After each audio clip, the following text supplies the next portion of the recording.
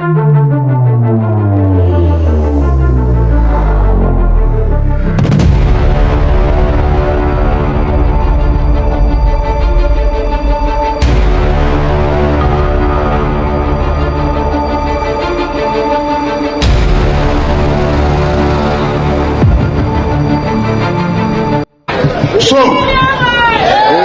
we are taking decision, no going back as far as Tinubu is the other one. Well, no way. Because if we make another mistake, then go and bury yourself politically. I will not allow myself to be buried. What if I told you that the biggest political lie of 2023 did not start in Abuja, but in Rivers State? What if I told you that P2B may have won Rivers, but power, not votes, decided the final result? And what if the same man who allegedly helped engineer that outcome is now threatening the system he helped protect? Because today, Nyesom Wike is shouting, "I spent 50 billion naira to make Tinubu president. I won't be dumped like that." But here is the question nobody is asking. Is Wike angry because he is powerful, or because he is about to become politically irrelevant? Stay with me. For years, Nyesom Wike was Rivers politics. He decided who won elections, who lost primaries, who survived politically. Governors feared him. Opponents avoided him, and even presidents negotiated with him. But suddenly, something changed. Today, APC is openly challenging him. His own political son, Siminalayi Fubara, is slipping away, and the presidency is silent.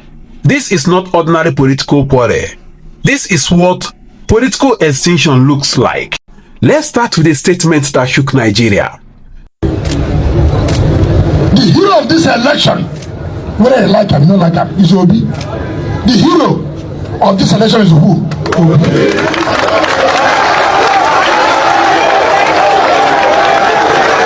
I spent 50 billion naira to make Tinubu president.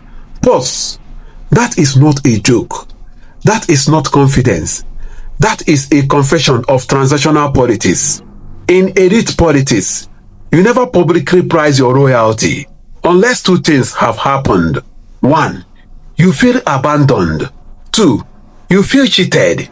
Wike didn't say this when Tinubu won. He didn't say it during appointments. He said it now, when his relevance is being questioned.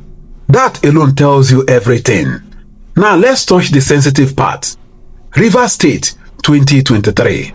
Officially, INEC declared Tinubu winner. Legally, the courts upheld it.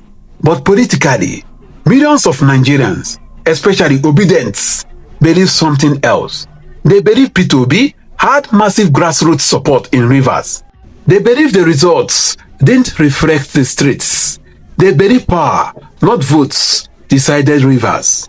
These are allegations, not court judgments. But here is the dangerous part. Once the man at the center of Rivers politics says, "I spent 50 billion naira to make Tinubu president," those suspicions explode. Because the question becomes, what exactly did that money do? Some people are asking, will Wike expose what really happened in Rivers 2023? Here is the brutal truth. If Wike truly had evidence of manipulation, he cannot expose it without destroying himself. Because exposure means implicating INEC, implicating security agencies, implicating federal actors, and implicating himself. In politics, the architect of a system is the last person who can safely burn it down. So no matter how angry Wike becomes, 2023 is a locked coffin. He cannot open it without being buried inside. Then came the response from APC National Secretary Ajibola Basiru. Cold, calculated, deadly. He didn't insult Wike, he erased him.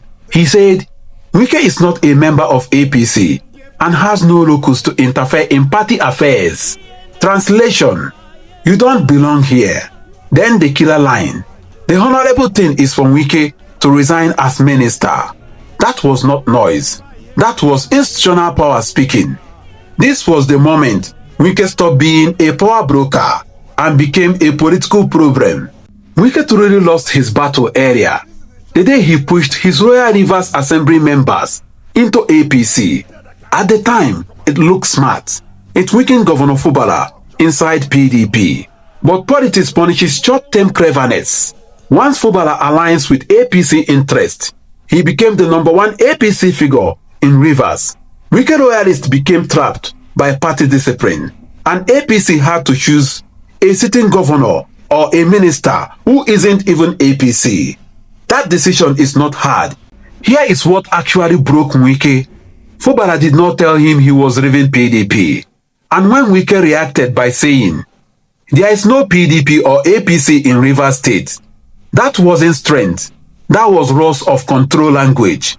With APC backing, assembly numbers, and federal cover, Fubara is structurally positioned for a second term. And Wike himself reportedly admits Fubara's second term will bury him politically. That fear is real. That is why the speeches are emotional. That is why the threats are public. That is why the noise is loud. Now notice something else. The president is silent. No defense, no intervention, no reassurance. In Nigeria politics, silence means a decision has already been taken. President protects structures, not liabilities. And once someone becomes a destabilizing force, they are quietly allowed to fade. Let's be honest, this will not end APC, but it may end Wike's era. He cannot expose 2023. He cannot easily stop Fubara. He cannot dominate APC. He cannot return to PDP intact. What we are watching is not drama. It is political extinction in slow motion. And the most painful part, Wike knows it. That is why he is shouting. So the question is yours. Is Wike fighting injustice or fighting relevance? Did Rivers really belong to Tinubu in 2023? And will 2027 finally expose everything? Drop your thoughts in the comments. Like, share, subscribe, because Rivers politics is far from over. First of all, you know the problem in this world, in this country, when you see people who are better than you, instead of you to say, look, how will I be that way so I can grow? You begin to be jealous, envious of such persons. I challenge any state in this country today, if you don't have the capacity, put the two parties together and see what it takes.